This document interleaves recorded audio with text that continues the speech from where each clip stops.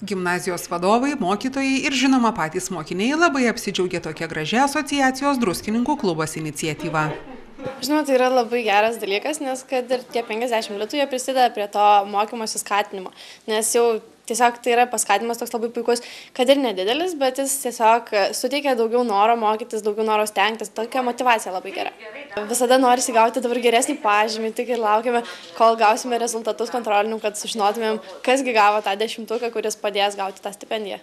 Ir kaip tu tuos pinigėlius išleidi? Ar išleidi iš tikrųjų, ar kaupi studijoms, ar dar kam nors? Taupau dabar.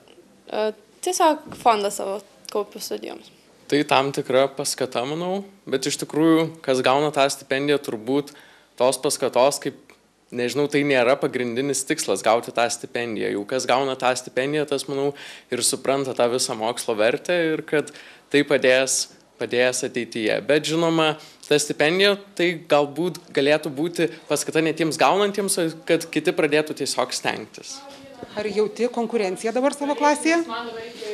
Aš asmeniškai ne, bet manau, kad galbūt kas nors ir gali pajusti tą konkurenciją. Šiaip smagu, kad... Kur dėjai pinigėlius, kuriuos gavai? Kol kas dar vis banke guli saugiai.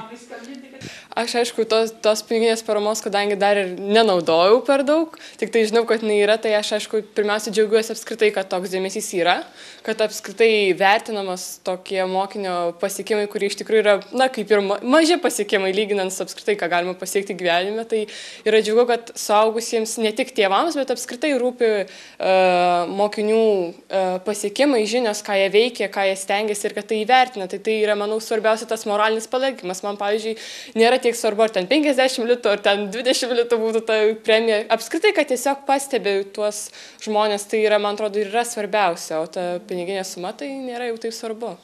Tai aš tiesiog džiaugiuosi, kad ji yra, kad kažkas ėmėsi iniciatyvos tuo požiūriu.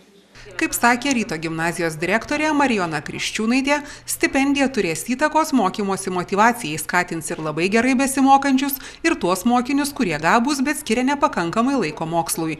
Šios mokymo įstaigos bendruomenė yra dėkinga asociacijos žmonėms už dėmesį mokyklai ir mokiniams bei jų darbui.